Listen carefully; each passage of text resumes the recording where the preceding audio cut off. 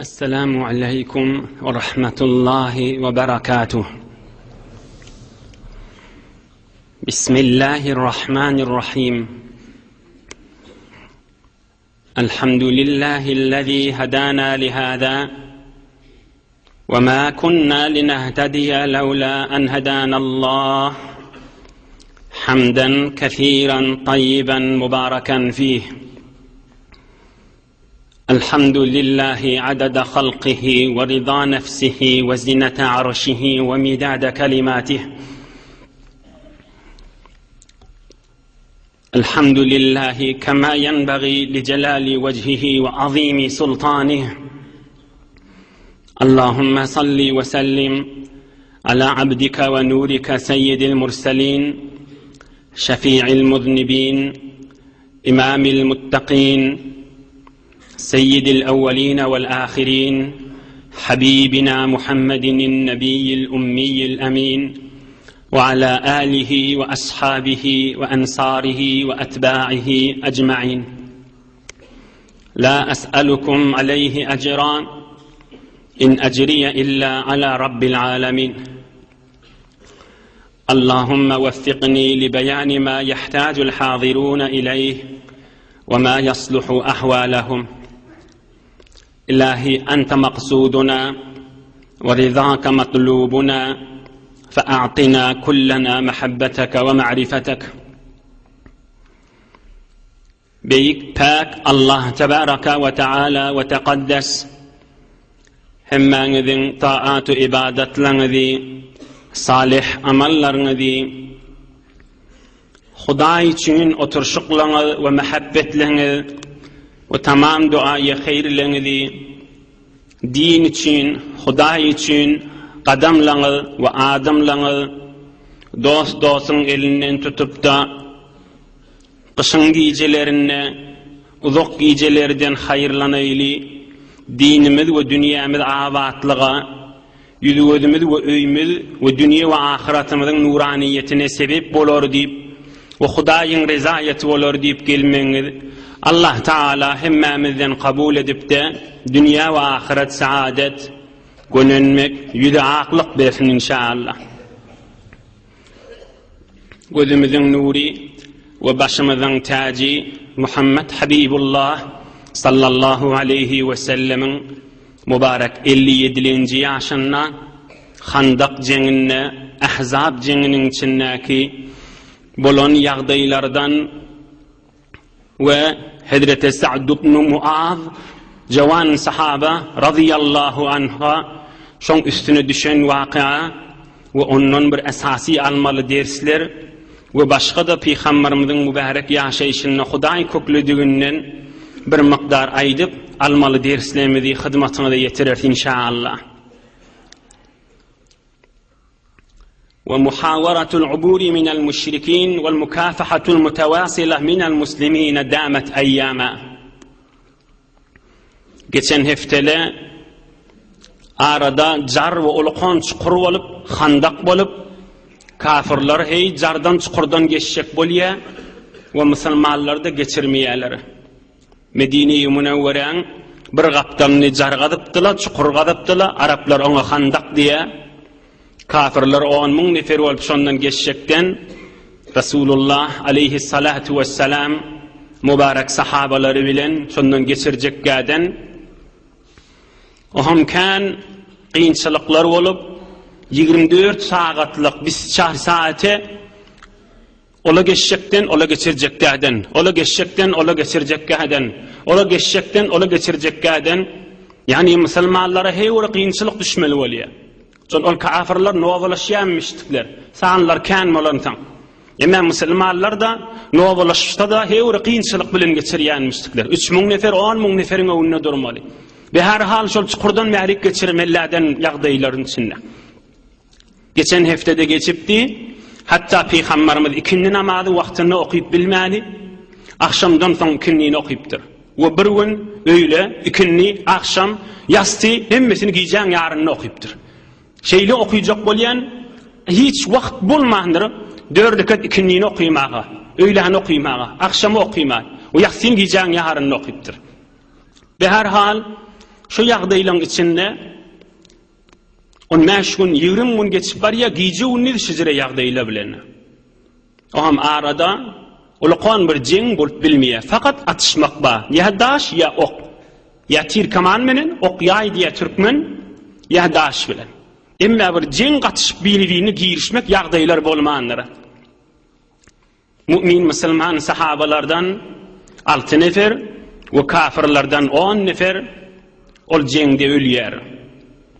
Emma şol atışyň içinde Resulullah sallallahu aleyhi ve sellemin qawwuryan sahabasi geçen heftelerde de görülüňe geçenler cenazasyna Cibrail ferişte gelip şirket edecek sahaba Hazreti Sa'd ibn Muaz radıyallahu anh Allah Teala onun razı olup ruhun şad etsin inşallah.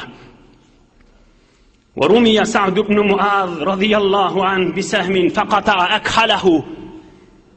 إدرت سعد بن معاذ Medine-i Munawwara li ensari sahabalardan zerihi doğanı varmıştık, demirden evin maşı varmış, ama el çermeglemiştik. Teatrtevine gelýänçe el çermegli çallap Peygamberimizin döwrüne ka İbn Ariqa diýen bir Mekkeli kafir tir kaman menen bellapdyr. Hazreti Sa'd ibn Muaz bellapdyr. Ve Hazreti Sa'd ibn Muaz'ın da çermegli yerinden mübarek elinin ulqon damarını yarıp yaralı edipdir Hazreti Sa'd ibn Muaz. Ramahu İbn Ariqa qailan khudha ve ana İbn Ariqa. Ey Sa'd tut menden men İbn Ariqa dip atıpdır. Oham Peygamberimiz görüpdir Sa'd ibn Muaz'ın elinden soğukan çıkıp duran qawwuryan sahabasi, zahmet çeken sahabasi 37 yaş 30-njy ýaşyň içinde musulman bolup 7 ýaşyny tamam bereket bilen geçiren ol 7 ýaşy müňlerçe adamlaryň 1000 ýaşyndan beter bereketli geçiren sahaba, dinine gaýratly sahaba, Peygamberimize gaýratly bilen arka bolan sahaba, Peygamberimiz onu görüp İbn Ariqa tarafa bakıp ok atan tarafa, tir atan tarafa bakıp arraqallahu wejhaka fin-nari. Hudaý sen yüzüňi oduň içinde cehennemde deraktyrsyn sen yüzüňden dip Peygamberimiz Mekkeli kafir atana beddua edipdir. Çon ol atan aýdypdyr, "Khudha ve ana İbn Ariqa." Men İbn Ariqa diýen kafirdir dip atypdyr. Peygamberimiz şoň adyny ora beddua bejerip, "Sen İbn Ariqa bolsaň arraqallahu wejhaka fin-nar." Hudaý sen oduňy der yüzüňi oduň içinde cehennemin içinde derden aktyrsyn betbaht dip Peygamberimiz ona beddua edipdir.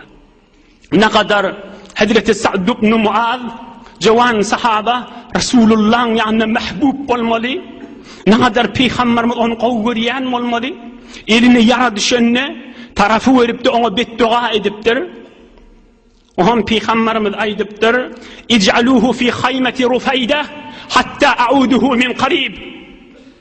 Ey sahabalarım yetin Sa'd ibn Muaz'i men mescidimin içinde tikilen yürüyte şu jengde yara degse götürülüp ekdilýän çadyryň içine eltin men zol habaryny alyp durjak Sa'd ibn Muaz'yň dipdir. Muhammed Habibullah aýdywati aşkebe. Servere kainat aýdywati. Tamam peygamberlaryň taja aýdywati ha. Kime? Medineli jawan sahabaga. İc'aluhu fi haymati Rufayda. Rufayda diýen bir daýog denany varmış. Şoň mescidin içinde bir çadyr tik maryzlardan habardar bolmadan çüreyim diýipdir. Şony Sa'd ibn Muaz Medineli da onu öz öýüne kydamaň diýipdir. Mescidimin içindäki çadyryň içine ekidin hatta a'uduhu min qarib zol habaryny alyp durjak diýipdir Sa'd ibn Muaz. Qawwuryan sahabam diýip. Üçüncü mahbubiyetini görsen ay, ey ne kadar Resulullah'ın muhabbetine girdir bil adam. Üçüncüsü, ve kana sallallahu aleyhi ve sellem ya'uduhu kulle yevmin, kaza fil isti'ab fi zikril ashab. Oham Peygamberimiz bir ay geçeli, çon o yara düşenden bir ay sonra Hazreti Sa'd ibn Muaz şehit bolýar şo yaraň üstü bilen. Bir ay geçeli, günni Peygamberimiz Sa'd ibn Muaz'ın yanına yürüyüte oturup ayadet edip halını sorap Hudaý kuwat berýänmişdi.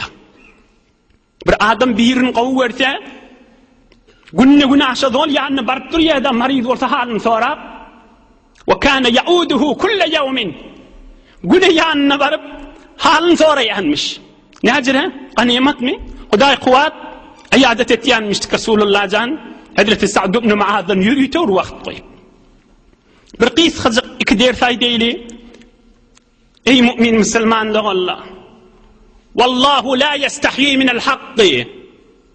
Huday hak aytmadan utanyan değildir. Huday Teala adamın yüzünü görmeye.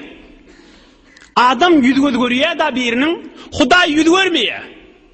Her kim nimetin kadrini bilse Huday şoňa nigmaty uzak berýär we berýär şoňa nigmaty. Her kim nimetin kadrini bilmese Allah Teala on yüzünü görüp tuqalmaya. Elinin nigmaty sıfır ya aýraýa. Ha sen falany men we men senden nigmaty aýyrmaga birime utanaryn. On diýmeýär Huday Teala. Her kim nigmatin kadrini bilmese sen her kim bol we her kim oğulgydy bol. Nigmaty elinden alýar Huday Teala. Ve her kimden nigmatin kadrini bilse Huday Teala ahiretde ona sowap berýär. Şu dünýede de eline nigmat berýär. Nigmatin kadrini bilensen. Ey Müslüman, ders alaýyn ha bu göründen. Kime beddua edýärdi Resulullah can? Öz owadoşum Mekkeçe dua edýärdi. Mekkeli kafire beddua edýärdi. Öz owadoşy, şaýet öz taýfadaşy bolsun. Kimin hatirasyna? Medineli bir adamın hatirasyna. Kim takwa varsa Hudaýyň ýanyna şol aziz bolýan ha. Kim nigmatin kadrini bilse Huday Teala şonu aziz edýän ha. Peygamberimiň aýdyp duran görüňlerini öz owadyşyna beddua edýärdi. Arraqallahu wejhaka fin-nar dip. Näme dip? Medineli men sahabamyň eline ýara düşürdin dip. Emma Medineli sahaba 500 kilometr Mekke'den fasıla var. Onu men bakarın mı? Gözlerin men mi? Vakt falan ondan haberdar olwati. İkilenci qis xacık ders. Hazreti Sa'd ibn Muaz jawan oglanmış. Ödüne bir ulqan dost tutunypdyr. Kim şu dosti? Resulullah aleyhissalatu vesselam. Hakikat kalbine girip muhabbetin tapıpdyr. Hudaýdyň Allah Taalaň kefinden birje şikep şu barada ders edýärdiň pikir etmeýän menden aňyrda ders baý bolsun şu barada. O dost tutunma barada. Hudaý adam menen muhabbetleşme barada. Hudaý adam menen oturuşmak gerektigi barada. Adam ýaşaýşyndan şoň menen oturuşsam Hudaý üçin bolar.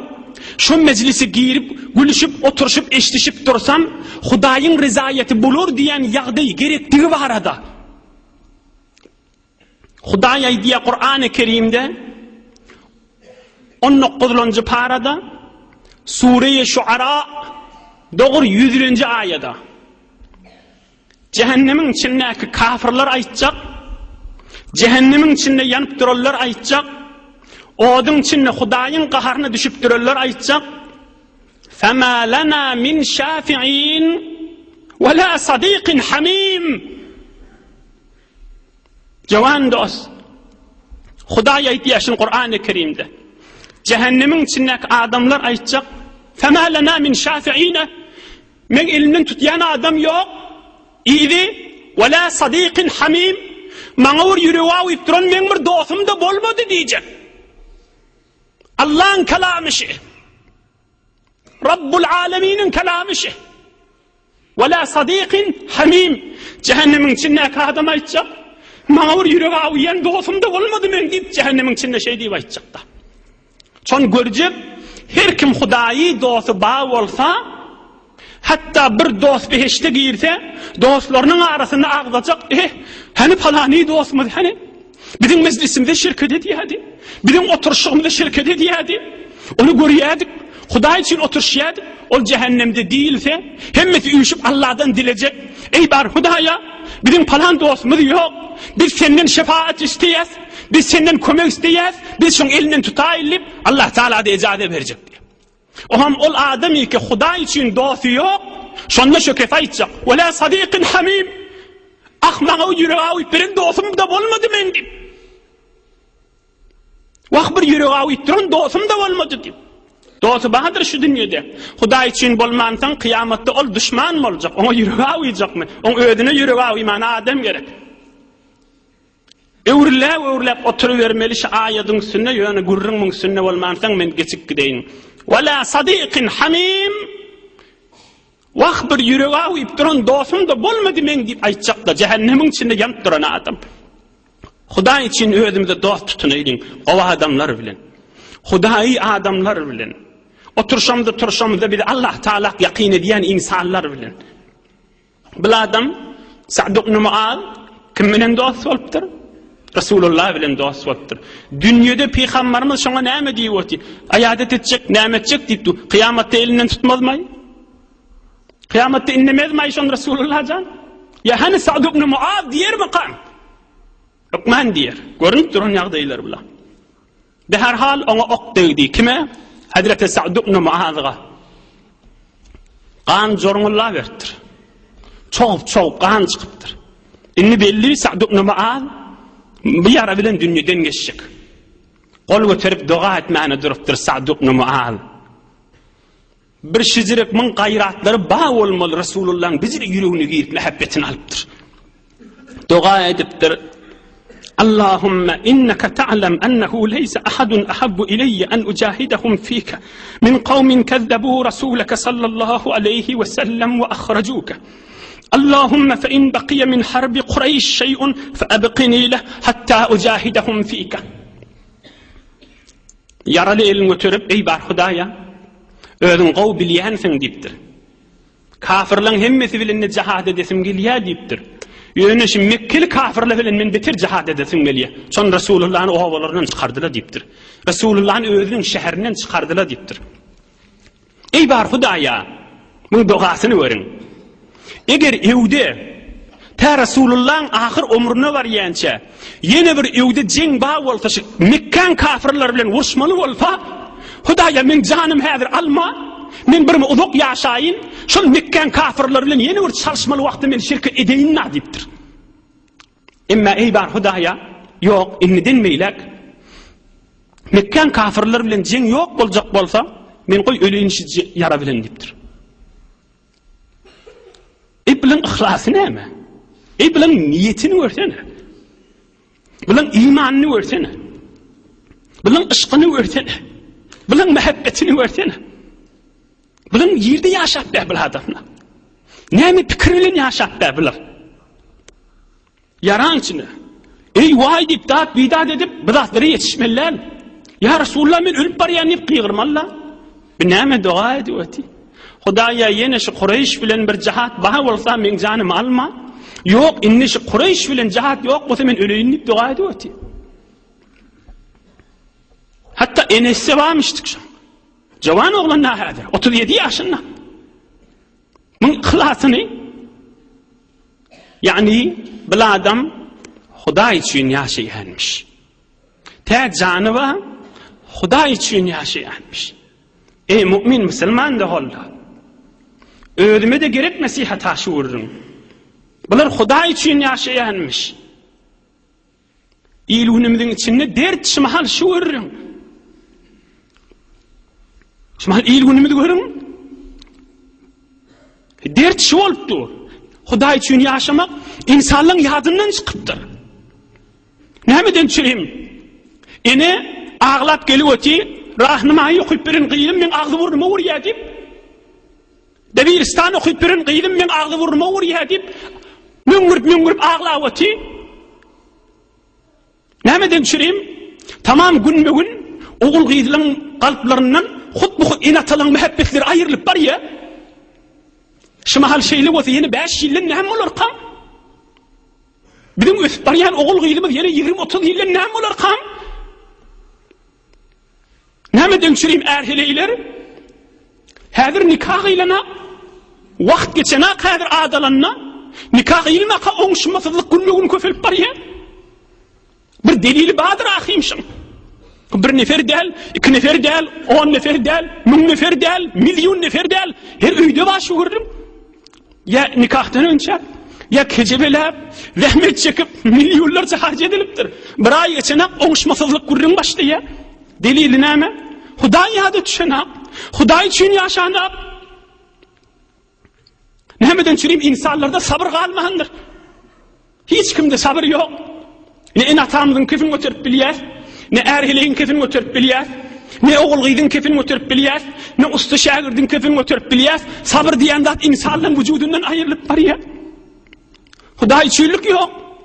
Hudaý üçinlik yok diýdigi, men şu ýaşaýyşym Hudaý razy bolsun diýip ýaşalmak ýada düşenek. Nämeden çürüm insanyň pulunda bereket yok bolupdyr. Maly kän bereket yok. Näme diýip jüblerde bereket galmandyr. O Hudaý üçin ýygnanak, o Hudaý üçin harc edilenek.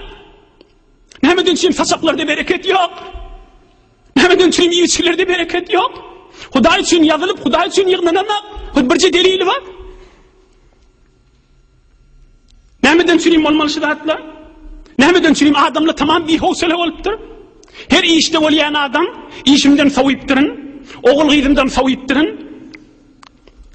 Öýe girsem darkyan, daşary çyksam öýe giresim gelýär, öýe girsem daşary çykasym gelýär, gün köfelýäşi. Hudaý ýady düşenek, Hudaý üçin ýaşalanak. Allah Taala'dan sallanıp duran nur hiç kim ýadyna düşenek. Hazreti Mevlana aýdýar, sana maňa aýdýar. Yusufa amet resen derzen dudast. Yusufa amet resen derzen dudast. Azresen qafil meşu bigah şudast.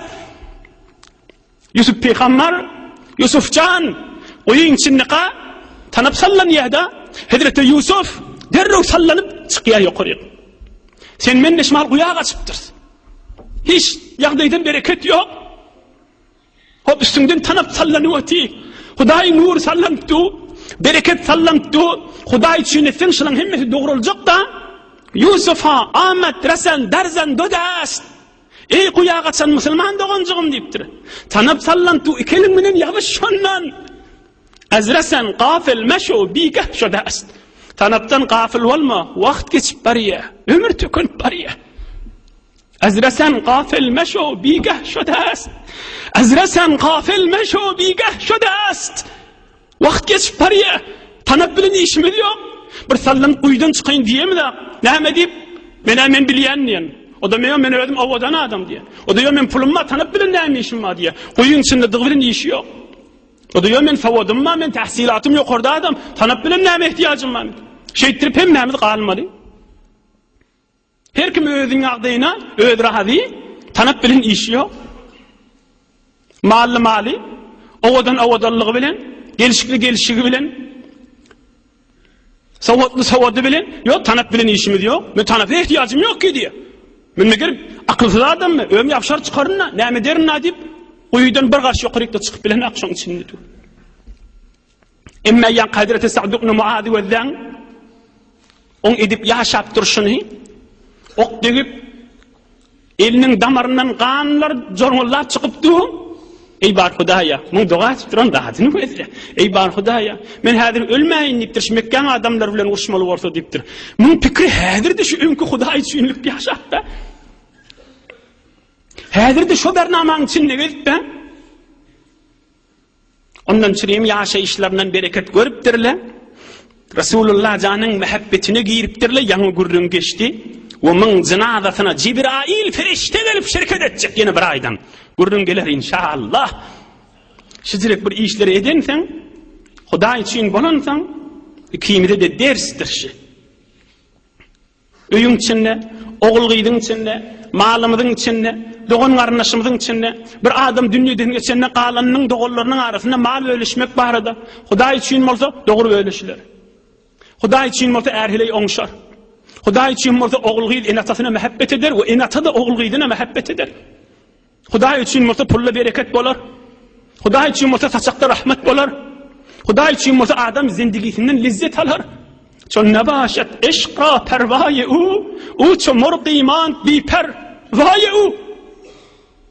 Çon nabaşat eşqa perwaye u ço murq iman bi perwaye u.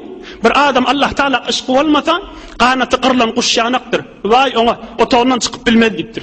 Şu pır edip ömrüni kompüterin başında, filmin başında, onun gurrunun başında, tükanın önüne, hiç dünya ve ahirettan, Hudaýy Peygamberden tanıymany, Hudaýyna gaşyn geçip gider dipdir. Şonda başat eşqra pervaye o çomur iman bi pervaye vay ona dipdir. Qanaty qırılan kuş ýanak bolup hiç ýaňa çykyp bilmedi dipdir. Emma Hudaýy adam, Allah Taala aşky ba adam, qalbyna nur iman dökülüp duran adam, dünýäsinde lezzet alıp, kabrına lezzet alıp, kıyametine lezzet alıp, ona Türkmen näme diye, iki dünýesi ahvat diýip aýtdy. Wagt geçip barya gereýliň Rasulullah janyň ýaşaýyşyna bir aýa golay bolupdyr. Bir aýa golay 20 günden geçip barya häzirde kafirlik geçecekden musulmanlar Rasulullah sahabalar kafirler geçirjek eden. Bir aýa golay bolup barya. Havada soğukmuş. Sahabalar da heyuri horlukta, haşlukta yönü geçirip bariyalada. Allah Teala'nın kuvvet vermegi bilen. فَتَوَجَّهُوا إِلَى رَسُولِ اللّٰهِ صَلَّى اللّٰهُ عَلَيْهِ وَسَلَّمْ وَقَالُوا يَا رَسُولَ اللّٰهِ هَلْ مِنْ شَيْءٍ نَقُولُهُ فَقَدْ بَلَغَتِ الْقُلُوبُ الْحَنَاجِرِ. Oham sahabalar yortuşup ya Resulallah bizim bir etmeli duamız yok mu deyiptir. Görün mun füýji görün, geň görün, ders görün degene. Ya Resulallah, bizim bir etmeli duamız yok mu deyipdir. Kalplamaz, aglymyzdan çykyp barýar, dark ýäsipdir, bir ay bolup barýar deyipdir. Fakat balagatil kulubul hanajir, kalbimiz aglymyzdan çykjak bolýar deyipdir, darkjak bolýar. Peygamberimiz aýdypdyr, "Naam, Allahumma astur awratina ve amin rawatina." Şu dogany ediberiň deyipdir. Allahumma astur awratina ve amin rawatina. Duamyzda goşun. Peygamberimizin duasından haşgyjyň ne dua diýenmişdik şunu. Asancak manasyny ber. Hudaýa biziň aýbymyzy örteweri. Biz bir biýabrey bolmaýly. Mun manasyny. Allahumma astur awratina. Hudaýa biziň awratymyzy, aýbymyzy örtdedir.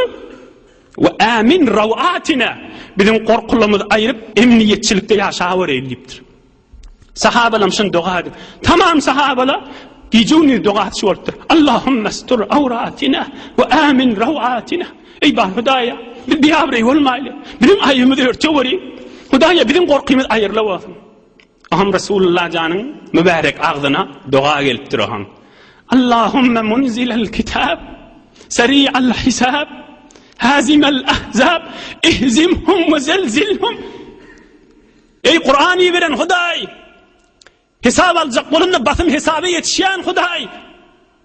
Her kim her jere bolup üýtsille, sen basylmajak Hudaý. Hudaý ýaşlar iýdine gow, ele ýaklar kalplar titrep şulaň ýüreklerine korku oklasana diýipdir. Allahumma munzilal kitabi, sari'al hisabi, hazimal ahzabi, ihzimhum ve zelzilhum. Hudaý ýaşlar iýdine gow, şula ele ýaklar kalplar titrebersin diýipdir. 3 gün sonra Allah Teala duany kabul etipdir. Allah Teala ferişteleri de iyi veripdir. Güýçli ýelle iyi veripdir. Hudaý aýdýar Qur'an-ı Kerimde: "Auzu billahi mineşşeytanirracim. Ya eyyuhellezîne âmenû zkurû ni'metallahi aleykum. İz جاءتكم جنود فأرسلنا عليهم ريحا وجنودا لم تروها وكان الله بما تعملون بصيرا." Kur'an-ı Kerim manasını aydın. Ya eyyuhellezîne âmenû zkurû ni'metallahi aleykum. Ey musulmanlar, Hudaýyň nygmatyny gurrüňiziň arasyna salın. Hudaýyň nygmatyny ýadyňyzdan çykarmaň. Haýsy nygmaty? İzja'atkum junudun, 10.000 nefer kafir geldi. Fa arsalna aleyhim rihan. Hudaý aýtdy, şolara bir afet edip yel tufany berdim. Ve junudan lam tarawha, siz görmeýäňiz. Periştelemde berdim şolaň yeliň içinde diýipdir. Aham yel gelip bilen gadalaryny düňderi beripdir. Otlaryny söründürüp beripdir. Tanaplaryny gyryp beripdir. Gazyklaryny çykaşdyryp goforşdyryp beripdir. Ferişteler de her yerde Allahu ekber, Allahu ekber diýip gıýgyrşyp beripdir. Öldürdür kafirler dargı verttir. Atlar birbirinin arasında aylanıp böküşüp yortuşu verttirler. On kafirlerin arasına katı korkuluk düşüptür. Bir kıskacık der saydeyli. Adam kıyınçılıkta dua etmek gerekmiştik ha. Bir vakti bir molla İmam Azam Ebu Hanife'nin zamanında muhim ders haşı. Çünkü kan adamdan men işleyen şey iştiva fikri. İmam Azam'ın zamanında bir molla katı meriz olupdur. Bir ulamalın miri, zorlu ulamalın miri bunu soramana gerektir. Görse katı derdin içinde yatan. Ohum palan duanı kan etmeyen mi sen Huday şafa verir yalı deyiptir. Onu olayıptır, yo dua demek deyiptir. Sabredecek men derdi deyiptir. Onu ol alim adama ediptir. Men adına sabır dileyen değildir deyiptir. Allah Teala'dan şafa dilemek birin vazifemizdir deyiptir. Bediyen işin Huday peygamberin yolu değil mi deyiptir. Sabretmek öz başına, dua etmek öz başına deyiptir. Bir adama musibet yetişse ya enata ya erhile dünyadan geçse bir sabır olmalılar, elin yüzüne vurmalılar, şikayet kep veyrinne kep aytmalılar. Yani Huday'dan ne dilemin Huday'a bana kuvvet verdiğimel. Huday'a bana sabır verdiğimel. Dua etmek özgür olağan ibadetttir. Ve adam dua ettiği hala şu dünyada duası kabul bolsun, hala bolmasın. Üstüne rahmet yağıya dua bilin. Dua edende üstüne Huday Teala tarafından nur yağıya, arameş yağıya, sakinet yağıya, karar yağıya, cahillik yağıya. Hala kabul bolsun, hala kabul bolmasın. Dünyada ha dua diyenin ya dünyada, ya kabrında, ya kıyametinde hükmenle kabul öldü. Sabır görürün öz başına, dua etmek öz başına. İkilencisi, olağan ders almalılar. Son kaza ayet şevet daniş bihab mehsiyeh gerdet begiret aftab. Hani 10.000 neferin elinden neyme zat gelmedi. İçinde hevri bilimli adamlar kenti de bulan. Yeleşenne, tufan geliverenne, Huday Teala perişteleri iyi veriverenne, bulan hem virinlivi, savodi, bilimi, hem tetil ollu. Son kaza ayet şevet daniş bihab. Hazreti Mevlana aydiye. Hudayın hükmü gelse adamın bilimi tatil oluyor. Savodu tatil oluyor. Doktorluğu tatil oluyor. Ahulluğu tatil oluyor. Verinliği tatil oluyor. Avadonluğu tatil oluyor. Şagirdibalığı tatil oluyor. Malvadığı tatil oluyor. Çon kaza ayet şevet daniş bihab mehsiyeh gerdet begiret aftab. Ay tutulmuyor mu? Ayın yaktılığı bile peyda ettiği mi? Hiç şey oluyor. Gün tutulanına kusuf olanına bunun yaktısı düşüyor mu yere? Düşmüyor. Tamam mı? Hudayın da hükmü gelenden sonra adamın bilimi tatil oluyor. Şu şunu donk kalmalı oluyor şu taada. Son kaza ayet şebet daniş bihab bilimcilhemiz vuka diye. Mehsiyeh gerdet begiret afta. Olağan ders almalıdır. Adam hiç yağdayına dayanmalılar. 10.000 nefer elinden ne mi gelecek? 10.000 her neyse olasın Huday afeti verinden sonra. İtalyan içindeki Pompei diyen şehri veddek görün. Pompei. Temettünü üvütüşen şehir. Minniyen şehir. 2000 yılından azal. Evveli miladida. Tamam fesattı üvü çıkan şehir. Bizim içimizde bilimli, doktor, basavat, hem medatta Rumi'yle ulukan mühendisleri, odan cayları, odan parkları, odan hotelleri ve misafirhanlar falan millet. Şehri Pompei. Ama 2000 yıl sonra şımahallı hakberdari ederlerinde neyme çıkıyor? Eğer hileyi oğlan uşak saçağın başında tüyle. Ya 3-4 nefer haramın içinde, günahın içinde baham otuyla. Şu drone yerlerini donk karttırdı. Allah Teala bir sessiz bir afeti verttirdi. فَأَخَذْنَاهُمْ أَخْذَ عَز۪يزٍ مُقْتَدِرٍ Zorlu Huday'dırın tutsamayı milletmarın niptir. 2000 yıl veri şımahal hakberdari ediyen eynuhu zaman doğan yanık şu dışına doğulu diyete. Yani otoğun içinden kaçıp gitmene yetişmeyendirle. Sakız üstülerine kaçmana yetişmeyendir. Olukan dağı ateş fişanmamış, öd içindeki mavattın irdakını ındırttır Huday Teala. Şu dışına sessizdir, hemen dondurup geçip adam diyen hey oraya cidiyatandır. Yoksa şolun içinde de bay bilimli, veren, avadan, pulli, malli ve malsız hesap kitabı öktü adamlar kendir. Şu dışına donk kalktır. Pompei, İtalya'da menleyen şehirlerden dünyada marufiyetlikti. Huday Teala çon kaza ayet şevet daniş bihab mehsiyeh gerdet degiret afta. Resulullah canın duası bilen ve Müslümanların duası bilen kafirlere Huday Teala yeli verdi. Tanaplar kılıptır. O bu mal tanaptan güýçlümüşdik da. Başga bir zatly barmyşdyk. Allah Taala iyi verenden sonra hesap kitap hem tätil bolar. Be her hal olara indi afet inip başladı. Yine bir 8 dakika qaw wagtymyz we qaw kulak asy. Aham giyjäň içinde bir ay bolup barýar. Sahabalar ýady. Hawa sowuk, açlyk, hewre horlyk. Aham giyjäň içinde Peygamberimiz mübarek ýüli bilen sahabalaryna bakyp aýdypdyr. Ala rajulun yaqum فينظر لنا ما فعل القوم ثم يرجع أسأل الله تعالى أن يكون رفيقي في الجنة. Ey sahabalarım deyipdir. Sizin içinizde bir dayaw şatır, hewre yoğurtmana, minip çıkmana, yenilecek bir dayaw hiliniz ýokmaý deyipdir. Şu jardan aňryp geçmeli, giyjäň içinde yelli ösüpdi.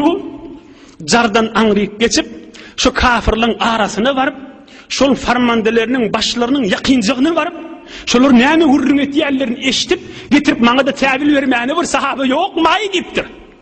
Her kim şoňa namaýanda bolup menip gitse, şol adam jennetde men bilen mudan bile boljak diýipdir. Sahabalar hiç biri ne kepläpdir, ne turupdyr. Awala yarawlary ýok. Ondan soňra bir ulukon agyr işi başarmaz, utançly bolup galarsip, hiç gaýsy urap bilmändir. Aham Peygambercan aleyhissalatu vesselam gözümüzün nuri başımızın tacı rahmetul lil alamin Muhammed Habibullah sallallahu aleyhi ve sellem adada halqih ol qaytadan aýdypdyr. Ala rajulun yaqum edilýän kowurdyňlar. İçinizde biriňiz ýokmaý tursaňyz baryp şolaň içine girip habar getirip berseňiz jennetde maňa ýoldaş boljak diýipdir. Sahabalar hiç biri ne kıymalaptır ne kepläpdir. Ay başarmaz diýip belkin bir türk gitsinip üçlöňjü gedek yine Peygamberimiz aýtypdyr. Ala rajulun yaqumu fayanzuru lana ma fa'ala al-qawm thumma yarji'. Şolaň içine girip ahyrky maslahatlar nämedigini bilip maňa habar getirip biljek ýokmaý diýipdir. Jennetde maňa ýoldaş boljak. Yine hiç kim keplemädir. Her kim bir mesuliyeti yerine getirip bilmer diýip gorkýan bolmaly. Aham Peygamberimiz dayaw sahabasynyň biri şatır min çykmany ökde hewri yeňil wireň sahabasy Hazreti Huzayfa "Qum ya Huzayfa! Ey Huzayfa men sesimi eşitmediňmi sen näme turmadyň?" diýipdir. "Qum ya Huzayfa! Tur" diýipdir, ey Huzayfa diýipdir. Radiyallahu an Hazreti Huzayfa näme diýär? "Felem yekun li buddun min al-qiyam" adım tuttu turmasam boljak diýerler. "Ve ma alayya junnatun min al-aduwi wal-bard illa mirtal limraati" kada fi sirati al-halabiyyah. Diýdimden etek ýalaňaç etdi. Lenanamyň bir parçasyny dolanyp çöküt şuwatydım diýdimden etek ýalaňaç bolan soň diýipdir. Sowuk hawada. "İlla mirtal limraati" lenanamyň bir parçasyna dolanypdym şoň menen otyydym diýipdir. Diýdimden etekle ýalaňaç diýipdir. Nägadar bilir rahmet çekipdirler. Bilir näme gulleri geçirtdirler din İslam kök tyssyny. Amman sinde durmaýyn gurrun alyp gideýin. Aham Hazreti Huzayfa turupdyr. "Ya Rasulullah, akhsha an usar." Tuturup esir olaryň qadyp gorkýan, saňa habar getirip bilmerin mi qadiýan diýipdir. Peygamberimiz aýdypdyr: "İnneke lan tusar. Allahumma ihfazhu min bayni yadayhi ve min khalfihi ve an yaminihi ve an shimalihi ve min fawqihi ve min tahtihi." Ey Huzayfa, sen ogro diýipdir. Sen esir bolmarsyň diýipdir. Ey bar Hudaýa, şu Huzayfa sahaban men iyi berdim. Öwünden, iýdinden, sagyndan, solundan, üstünden, astyndan şunu sakla sen diýipdir. Huzayfa ograby diýipdir. "Famaditu ka'anni amshi fil hammam." Hazreti Huzayfa hawa sowgutdy. Peygamberimiz men iyi berende hammamyň içinde ýanyk ennamyň gyzy berdi, hawa maňa gyzy berdi diýipdir. Keramet we mucize bolupdyr. Titrap dursa boljak diýerler. Qızlardylan hammamyň içinde ýanyk gidi ugra berdim diýipdir. Ugrap barýakam men çağırdy diýipdir. Öwrliýdiňe la tarmi bi sahmin we la hajarin we la tadribanna bi sayfin. Gitşin yelşin. daş atama, ok atama, kılıç bilen öldürama. Sen wezifen faqat habar getirmelipdir. Aham bolýa dip ograpdyr. Jardan rik geçipdir. Yaxşı aralarına şol merkez farmandehiň içine girip ýoşasdan görüpdir, görse şolaň başlary oda çoýunmarak, otda sönüp nämetçiň men duran Hazreti Huzeyfe diye acayip bir kökkelli tir kemamen öldürsem boljak. Rasulullah'ın sözü yadıma işte ok atmana ecadan yok dedi. Yine oku yerine koydum dedi. Aham aralarına girdim. Aham şu başları hemme kafirleri yığınadı. Ya maşara Kureyş liyetearraf kullum minkum jalisahu. Memur hususi gurruna etcek diptir. Aranızda casus bolamasın. Her kim yanına aksin tanıysın diptir. Men yaxşı içine girimden sonram diptir. Her kim yanına aksin tanıysın el olsun. Şey diyen moyunu minnen bir soramasın dip derrew sakaptamdan sordum. Kim bolýaňy dedim. Palany derrew elinden tuttum. O çep tarafımdan kim bolýaň dedim. Menden sorama qala, men tanıyamasın özüm olan elinden tuttum. Ha bolýa dip oturuyordum. Ola da menden soramadylar diptir. Doğru hususi gurrunun içine girdim diptir. Berekallah Hazreti Huzeyfe radıyallahu anh. Huday ruhun şad etsin yürüyü teşriceden sürüm inşallah. Oham olay diptir. Wallahi innekum lastum bidari muqamin. Ol kafirlan başa diptir. Yok diptir. Bu taada durup boljak dälin diptir. Özüňiz görüpdiňiz ýel biz dargadyp barya. Özümiz hemmem titreşip otýsipdir.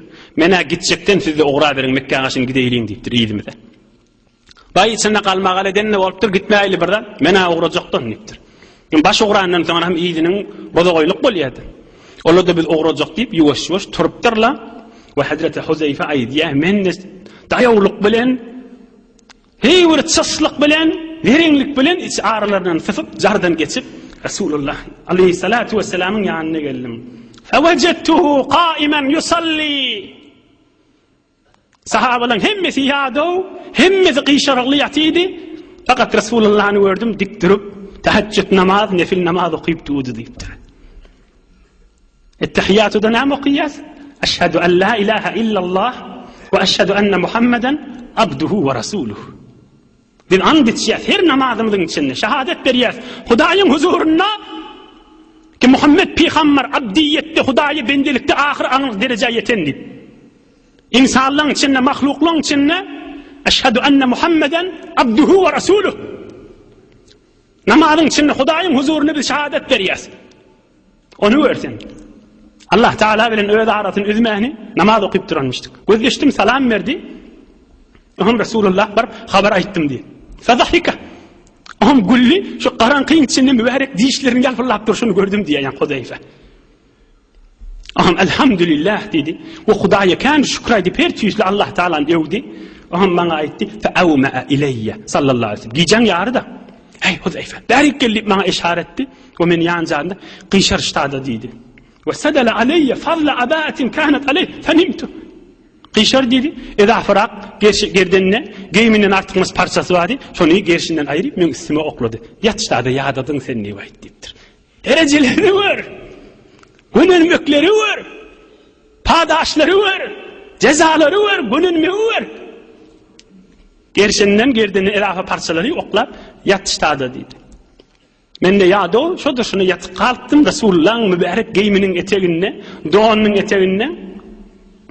وَلَمْ أَزَلْ نَائِمًا حَتَّى الصُّبْحِ فَقَالَ صَلَّى اللّٰهُ عَلَيْهِ وَسَلَّمْ قُمْ يَا نَوْمَانِ Erti daňatdy, hey uqsy süýüzli adam tur daňatdy diýip Rasulullah jan men turuldy diýipdir. İnşallah inniki heftede Hudaý köklediginden Rasulullah'ın mübarek ýaşaýyşynyň ýerlerini alyp gider. Hudaý Taala iman abyrydan aýyrmasyn inşallah. Hudaý Taala galplarymyzy, öýlemimizi, ýüzümizi nuri imandan doly etsin. Allah Taala watanymyzy emniyet edip, agly berlik iman abyrydan aýyrman, musafiratda, hyzmatda, gurbatda we tamam müşkilli dogalla Allah Taala ýar bolup asan etsin inşallah. Bir alham, 3 kul huvallah, Suriye Felak we Nas goşup okuýaýlyň, ötünlemizin de ruhuny hoş edeýliň inşallah. We ilwin watanymyza doga edeýliň, okuýberme. يصفون وسلام على المرسلين والحمد لله. Hacı Bayram ahun namlullah çafakıllan ilahi amin. İlahi amin. Hatmi Kur'an-ı Kerimler ve ilahi amin bahşetmen ilahi amin. Amin ya ilahel alemin. Amin ya mucibed da'avat. kabuller inşallah. Allah Taala'dan qatı umidimiz kandir. Dualar boş koymar inşallah. Müşkilli doğalla, mariz doğanımızda vadiptirle dua et. İlahi amin. Amin ya ilahel alemin. İlahi amin. Amin ya mucib. Amin ya Allah. Amin ya Rahman. İlahi amin. Amin ya mucib. Amin ya Allah. İlahi amin. İlahi amin. Amin ya erhamer rahimin. Amin ya mucib. Rahmetke ya erhamer rahimin. Maşallah. Yoldaşlarına da yardımdan çıkarma.